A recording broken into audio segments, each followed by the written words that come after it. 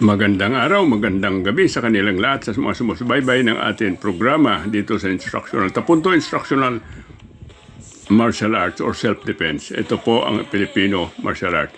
Sa lahat po ng mga sumusubaybay at sa mga ating followers ay maraming salamat sa inyo at yung mga bago pa natin na mga followers. At ngayon po ang ating pag-aralan dito ay sa basic tayo, basic. Basic ito ay number 7 ito. Saksak diretso lang ito. No? Pero mamaya, lalagyan din natin ng advance yung basic. Kasi itong ating kapartner dito ay bagong-bago lang itong ating estudyante. So number 7, pag sinaksak kayo, atras kayo 45 degrees doon para umilag kayo. Yan. Yung gagawin natin. Hawak ang kanan kamay doon sa kamao niya. Then, hakbang, sabay slide ang kaliwang kamay sa elbow, balik, tapos hips, pihit. Yan po yung ating number 9. Yan basic natin. Disarming lang siya.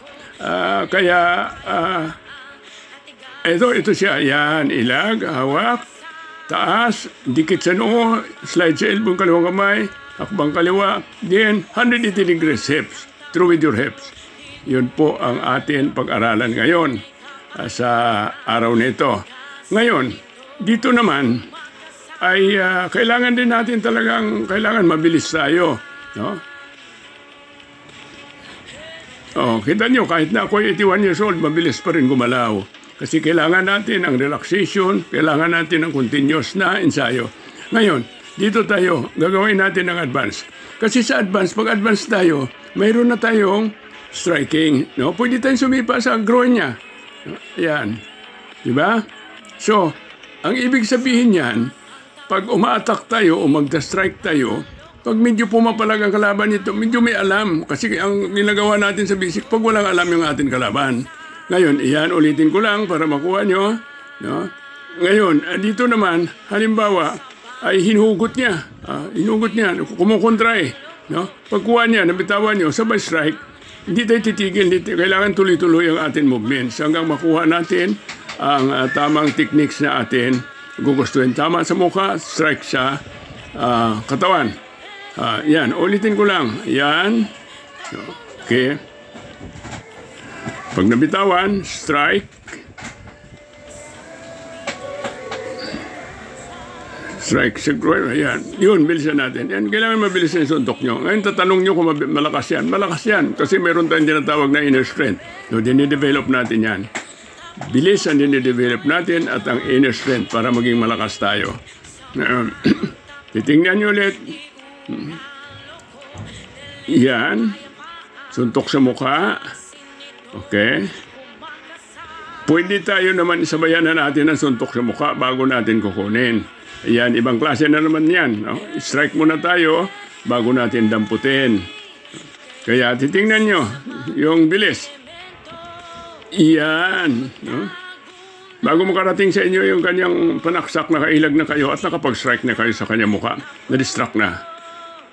Iyan. Kailangan natin ang bilis. Palagi ko sinasabi yan. Kahit anong martial arts, kailangan natin ang bilis. Kaya tayo, kahit na 81 years old na, mabilis pa rin tayo. Yung mga gusto mag-aral ngayon, tinuturo naman natin dito kay GR ang itong number 7 na techniques. No, kasi ito ay bagong student lang natin. Yan, kailangan umilag muna. No? Kaya may mga mali-mali pang footwork dito. Yan. Then, pihit. Doon. Ilan araw pa lang ito si JR. Yan. Tingnan nyo na ulit. No? Pag sinaksak kayo sa technique na itong number 7, sa basic, pag sinaksak kayo ng kanan pa nasa harap, no?